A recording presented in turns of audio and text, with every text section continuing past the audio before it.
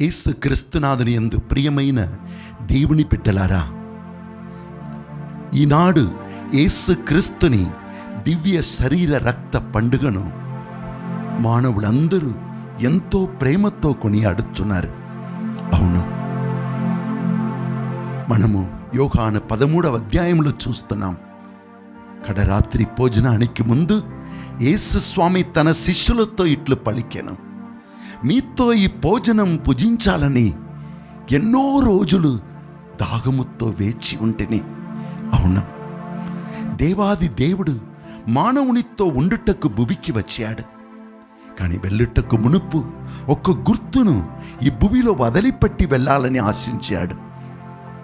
అందుకే ఆయన దివ్య సత్ప్రసాదమును స్థాపించి మనం ఎల్లప్పుడూ ఆ ప్రభుతో మాట్లాడుటకు, ప్రభుతో సంబంధం చేసుకొనుటకు, మన హృదయ బాధలెల్లా ఆయనతో పంచిపెట్టుటకు, ఆయన ప్రేమను రేయింపబలు ధ్యానించుటకు ఆ దివ్య సత్ప్రసాదమును స్థాపించాడు.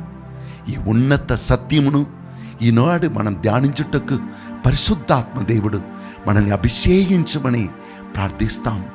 మోషేకు మన్నాను కురిపించాడే, మండుతున్న పొదలో కనిపించాడే, మనతో కూడా ఈరోజు మాట్లాడి ఆత్మదేవుడు మనల్ని నడిపించమని ప్రార్థిస్తాం. ఆత్మ దిగిరావా, మా పైన దిగిరావా, దీవెనలను కుమ్మరింప వేగం దిగిరావా, ఆత్మ దిగిరావా, మా పైన దిగిరావా, దీవెనలను కుమ్మరింప వేగం దిగిరావా, సీనాయ్ శిఖరమునా దిగినా సర్వేశ్వరా, సీనాయ్ శిఖరమునా దిగినా సర్వేశ్వరా, ఆత్మదాగం తీర్చగరం మా హృదయమందు. హల్లెలూయా, ఆత్మదాహం తీర్చగరము మా హృదయమందు, మా ఆత్మ ఆకలి తీర్చరమ్ము మా హృదయమందు. ఆత్మ ఆకలి తీర్చగరము మా హృదయమందు, పావనాత్ముడా ప్రియ పావనాత్ముడా, కదలిరమ్ము వేగమేరమ్ము మాదరి చేరరమ్ము, కదలిరమ్ము వేగమేరమ్ము మాదరి చేరరమ్ము. హల్లెలూయా, హల్లెలూయా, హల్లెలూయా, హల్లెలూయా, హల్లెలూయా, హల్లెలూయా, హల్లెలూయా, హల్లెలూయా, హల్లెలూయా.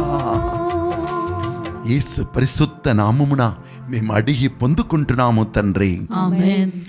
దేవుని ప్రియమైన బిడ్డలారా, యేసుని దివ్య శరీర రక్తమును కూర్చి మనం పాత నిబంధన నుండి మనం రెవల్యూషన్ దర్శన గ్రంథం వరకు మనం చూడగలము. కానీ మనకు ఉన్న సమయం చాలా తక్కువ కనుక ఒక్క ప్యాసేజ్ మాత్రం తీసుకొని యోహాను సువిశేషంను మాత్రం తీసుకుంటాం. దానిలో కూడా ప్రత్యేకంగా 6వ అధ్యాయము మనం ధ్యానిస్తున్నప్పుడు యేసుని దివ్య శరీర రక్తమును కూర్చిన లోతైన సత్యాలను మనం గ్రహించగలము.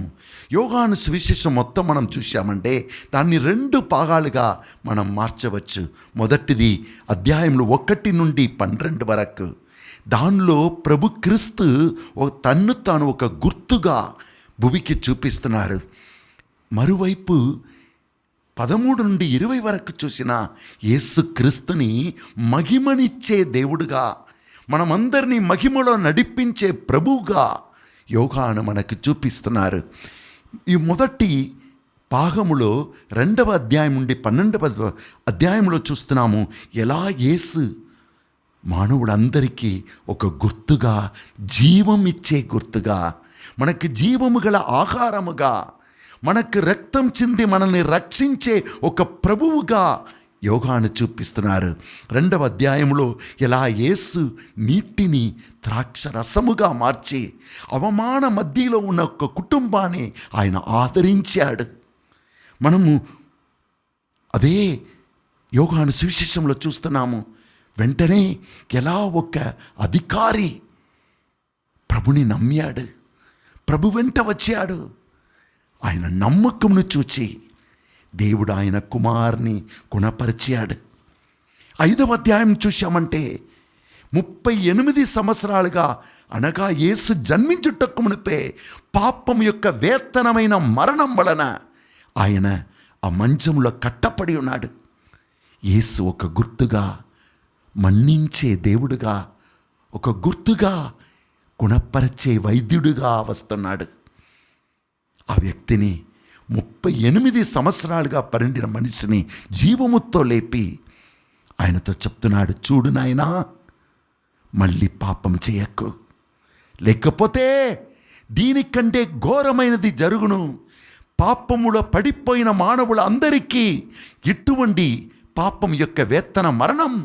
కానీ దేవుడు ఒక గుర్తుగా వారందరినీ మన్నించి రక్షించే ప్రభుగా ఉన్నారు, గుర్తించుకోండి అని యోహాను చూపిస్తున్నారు.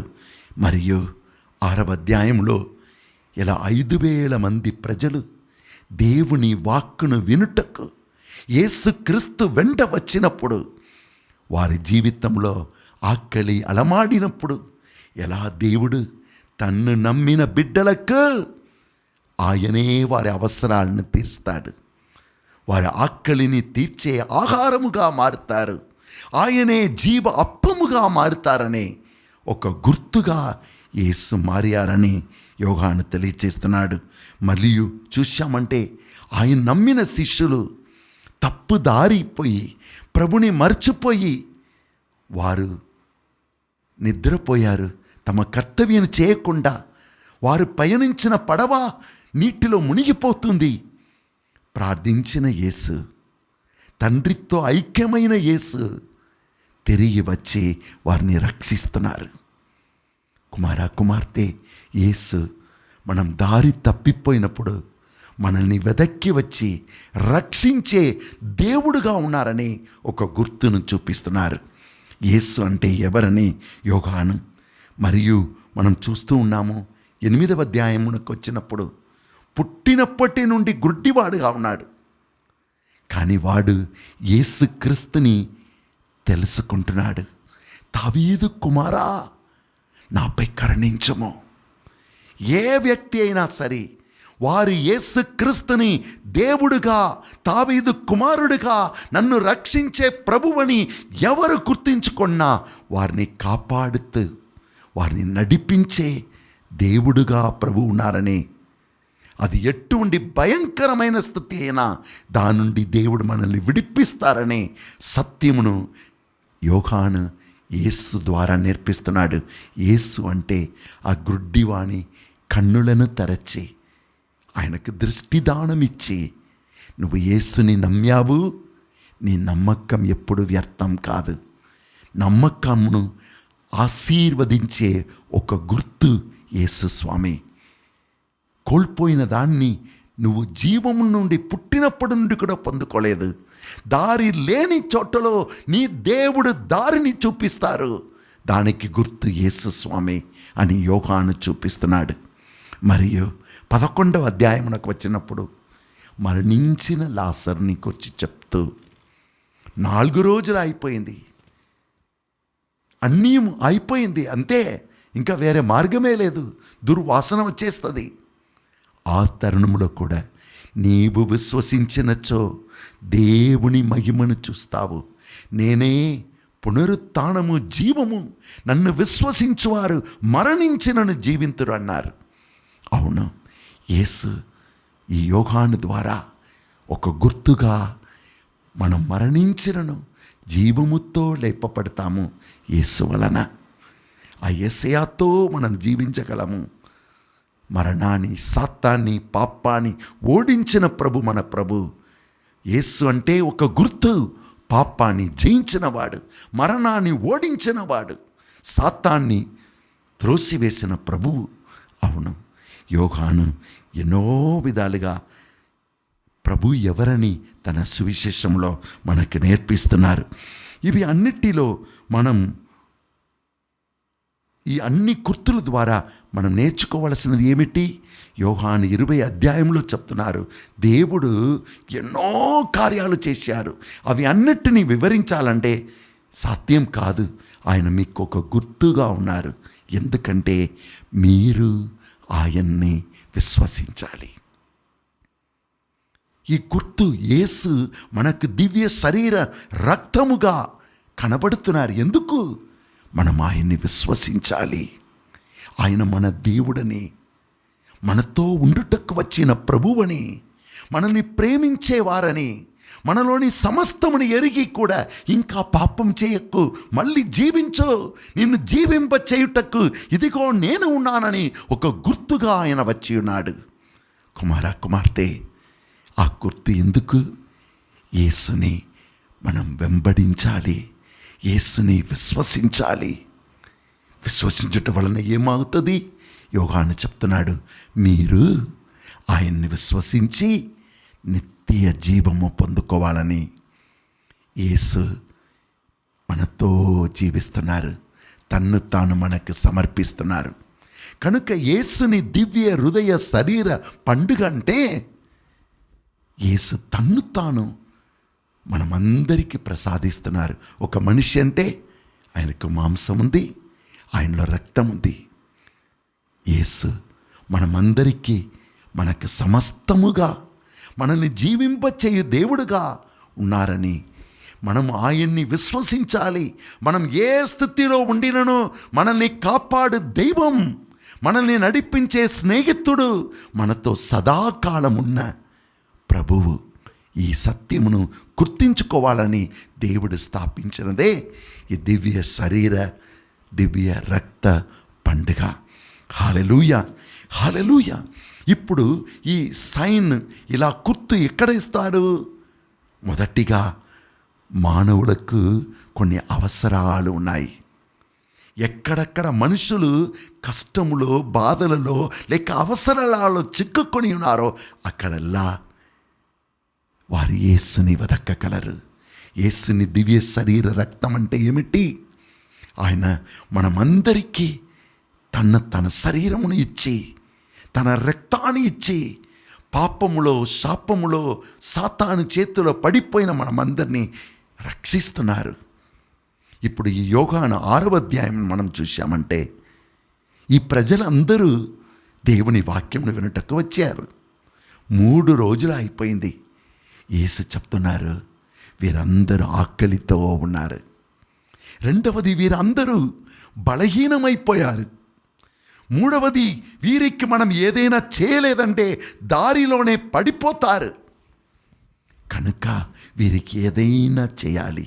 ఇదే యేసు 5 రొట్టెలను 5,000 మందికి సమర్పించిన ఆ పండుగను గురించి మనం ధ్యానిస్తున్నప్పుడు, ఆ సంఘటనను గురించి ధ్యానించినప్పుడు మొదటిగా మనకు రావాల్సిన గుర్తు ఆ బిడ్డల్ని స్థితిని, ఆ బిడ్డల్ని అవసరాలను, ఆ బిడ్డలు ఎటువంటి ఆపత్తులో ఉన్నారు అన్నీ గ్రహించిన ప్రభువుగా యేసు ఉన్నాడు. కుమార కుమార్తె, నీవు కూడా దేవుని వాక్యంను వింటున్నప్పుడు ప్రభు నీతో మాట్లాడుతున్నారు. నీ అవసరాలను తీర్చుటకు ఎక్కడెక్కడో ఉరుకుతున్నావా, ఎవరెవరినో అడుగుతున్నావా? జ్ఞాపకం చేసుకో, యేసుని దివ్య శరీర రక్తం అంటే ఆనాడు నా వాక్యంను వినుటకు వచ్చిన బిడ్డల్ని అర్థం చేసుకున్నాను.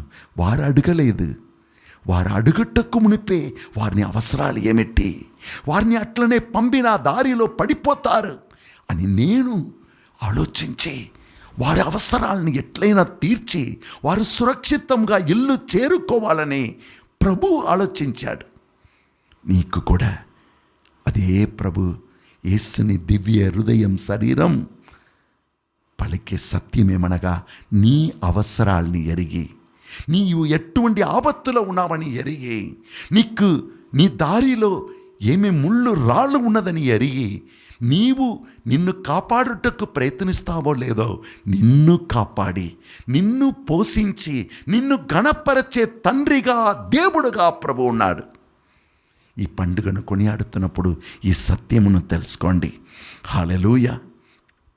రెండవది, ప్రభు ఆ అవసరాన్ని తీర్చుటకు యేసే ముందుకు వస్తున్నాడు. మొదటిగా ఆ ప్రజలను నేను కాపాడలేదంటే, వారికి ఆహారం పెట్టలేదంటే వారు దారిలో పడిపోతారని వారు పలుకుటకు మునిపే వారిని అవసరాలని ఎరిగిన ప్రభువుగా ఉన్నారు. రెండవది, ఎవరైనా ఇక్కడ ఏదైనా పొంది ఉన్నారా, వీరికి ఎలా ఆహారం పెట్టాలి అని వారికంటే వారి అవసరాలను తీర్చుటకు యేసు ప్రాధేయపడుతున్నాడు, యేసు బాధపడుతున్నాడు.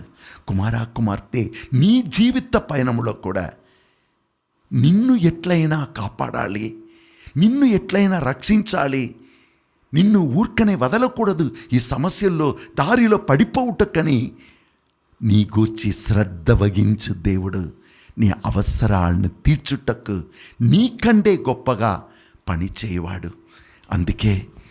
అందుకే యేసు తన శిష్యుల్ని అడిగారు, వీరికి మీరే భోజనం పెట్టండి. వారు ఏమో వారిని బలహీనతను చూపిస్తున్నారు, వీళ్ళందరికీ ఎక్కడ నుండి మేము రొట్టెలు తీసుకుని వస్తాము. కానీ యోహాను చెప్తున్నాడు, యెషయాకు తెలుసు. వెంటనే తండ్రి వైపు చూస్తున్నాడు. ఏ అవసరమైనా నువ్వు తండ్రి వైపు చూడు, దారి లేని చోటలో మన దేవుడు దారి చూపిస్తాడు. ఇది మన దేవుడు, నువ్వు విశ్వసించాలి. అవును, ఎన్నోసార్లు నా జీవితంలో నేను ఈ అనుభవం పొందినాను. భయంకర కష్టాలు లేక కొన్ని సమస్యలు ఎలా తీర్చాలి, పరిశుద్ధాత్మదేవా నీకు సమర్పిస్తానయ్యా, నా వలన కాదు నాయనా, నువ్వు మాకు తోడుగా ఉండాలయ్యా, నీ చేతిలో సమర్పించాను యేసయ్యా, నువ్వు చూసుకో అని ప్రార్థించుకొని వచ్చేస్తాను. ఆయన మహిమగల దేవుడు, పాపులైన మనల్ని రక్షించుటకు వచ్చిన తండ్రి, ఆయనే మార్గం చూపిస్తాడు. తండ్రి వైపు చూడగా, తండ్రి ఏదో ఒక అబ్బాయి ఉన్నాడు, 5 పార్లీ రొట్టెలను 2 చిన్న చేపలను పెట్టుకుని ఉన్నాడు, కానీ ఇంతమందికి ఇది ఏమి సరిపోతుందా అని ఆండ్రూ అంద్రయా చెప్తున్నాడు. యేసు అంద్రయాను అడగలేదు, ఫిలిప్పును అడుగుతున్నాడు. పరమ తండ్రి అంద్రయాను పంపిస్తున్నాడు, పరమ తండ్రి ఒక బాబును పంపిస్తున్నాడు, పరమ తండ్రి 5 రొట్టెలను 2 చేపలను పంపుతున్నాడు. అవును, నీ హృదయం దేవుని వెదక్కిన, నీ హృదయాన్ని వెదక్కి దానికి ప్రభు జవాబిస్తాడు. వెంటనే యేసు వారందరినీ కూర్చొని పెట్టండి అని చెప్పి వారిని ఆశీర్వదించి ఆ 5 రొట్టెలను 2 చేపలను తండ్రికి సమర్పించి, తండ్రి నీ వైపు చూసినప్పుడు ఈ సమస్యలను తీర్చుటకు ఈ రొట్టెని ఇచ్చావు, ఇంతవరకు నడిచిన దేవుని ఇంకను నడవవా, చాలయ్యా అని దేవునికి స్తోత్రించి అర్పించినప్పుడు అది 5,000 మంది ఆకలిని తీర్చిందని బైబిల్ పలుకుతుంది. అవును, మొదటిగా యేసు ప్రజల్ని స్థితిని గమనిస్తాడు. రెండవది ఆ స్థితిని సమకూర్చుటకు తీర్చుటకు మార్గమును తెలియచేస్తున్నాడు. మూడవది ఆ అద్భుతం ముగింపగానే ఆ సత్యమును, ఆ అనుభవమును పొందిన వారిని కూర్చొని పట్టి లోతైన సత్యాలను, పరలోక రహస్యాలను, వారి ఆత్మలను కూర్చిన విషయం నేర్పిస్తున్నారు. మొదటిగా శారీరక అవసరాలను తీర్చి అక్కడి నుండి మెల్లగా ఆ పేద ప్రజలు, ఆ గ్రామ ప్రజలు గ్రహించినట్లు ఉన్నతమైన లోతైన సత్యంలోనికి వారిని నడిపిస్తారు. మీరు నశించిపోతున్న ఈ ఆహారం కోసం జీవించకుండా జీవితంలో అతి ఉన్నతమైనది ఇంకొకటి ఉన్నది, నీ ఆత్మకది. నీ ఆత్మను కూర్చి ఆలోచించు. నీ ఆత్మ ఎక్కడ ఉన్నది? ఎక్కడికి నీ ఆత్మను పంపుతున్నావు? అవును, ఈ యేసుని దివ్య రక్త శరీర పండుగను మనం కొనియాడుతున్నప్పుడు ప్రభు ఈ 3 సత్యాలను మనకు కూడా తెలియచేస్తున్నారు. ఎప్పుడప్పుడల్లా నీవు నా దగ్గరికి వస్తావో అప్పుడల్లా నీకంటే ముందుగా నీ అవసరాలను ఎరిగిన దేవుడుగా నేను ఉన్నాను. రెండవది, అవసరాలను తీర్చే ప్రభువుగా ఉన్నాను. మూడవది, దానితో ఆగిపోకుండా నిన్ను లోతైన జీవితంలో నడిపించే ప్రభువుగా ఉన్నాను. మా అక్కయ్య కొడుకు ఎప్పుడూ చెప్తాడు, ప్రభు ఎలా నన్ను దీవిస్తున్నారు మామా అని చెప్పి ప్రతి నెల 27,000 పేద ప్రజలకు సహాయం చేయి మామా అని ప్రతి నెల పంపిస్తాడు. నేను ఒకరోజు అడిగాను, కుమారా నువ్వు ఇంట్లో ఇప్పుడు ఉండట్లేదు, సింగపూర్లో ఉన్నావు, కానీ వేరే వేరే దేశానికి వెళ్ళిపోతున్నావే, నీకు 2 అబ్బాయిలు ఉన్నారు, ఒక అమ్మాయి ఉంది, నీ భార్య ఎక్కడికి పోదు, ఆమె ఇంట్లోనే ఉంటుంది, ఎలా కుటుంబాన్ని నడిపిస్తావు?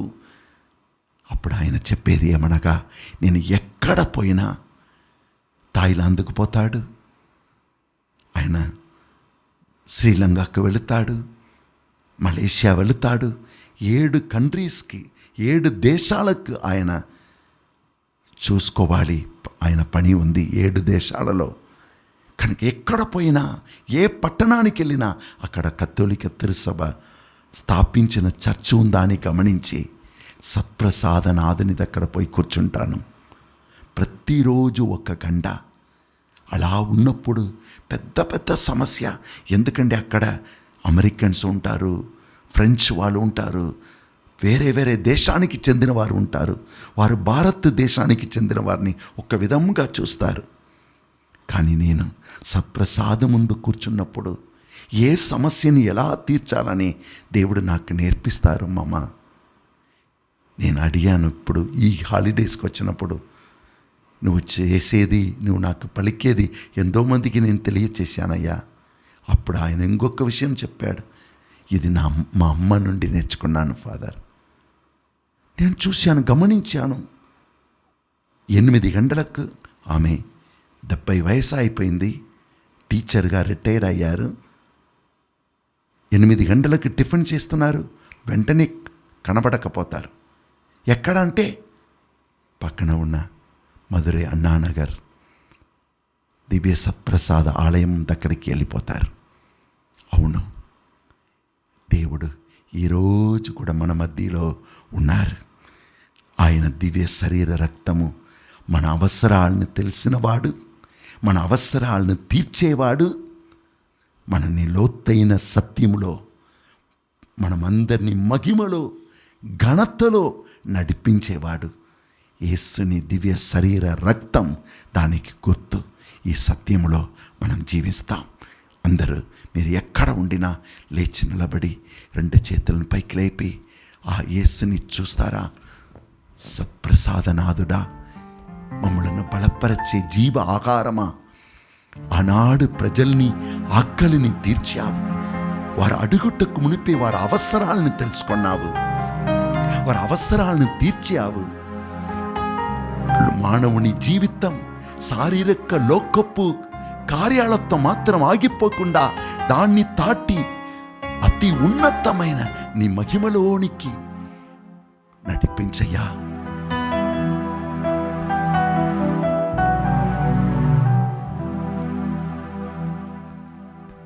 దివ్య సత్ప్రసాద యేసయ్యా,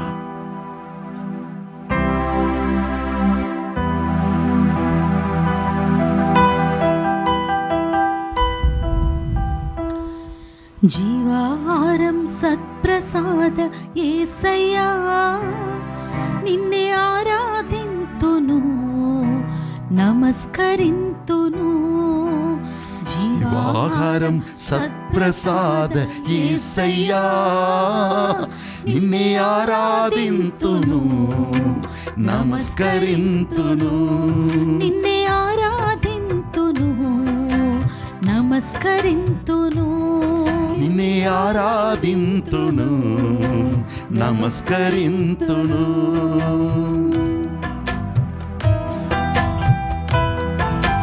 మన్నాను కురిపించి ప్రజలు ఆకలి తీర్చితివే మన్నాను కురిపించి ప్రజల ఆకలి తీర్చితివే మాతో ఉండ తపనతో మమ్ము వెదకి వచ్చితివా మాతో ఉండ తపనతో మమ్ము వెదకి వచ్చితివా జీవాహారం సత్ప్రసాద యేసయ్యా నిన్నే ఆరాధించేదం నమస్కరింతుము జీవాహారం సత్ప్రసాద యేసయ్యా నిన్నే ఆరాధింతుము నమస్కరింతుము హల్లెలూయా హల్లెలూయా హల్లెలూయా హల్లెలూయా హల్లెలూయా హల్లెలూయా హల్లెలూయా హల్లెలూయా సర్వశక్తిగల సర్వేశ్వరుడు పితా పుత్ర పవిత్ర ఆత్మ మీ అందరినీ ఆశీర్వదించి కాపాడుదురుగాక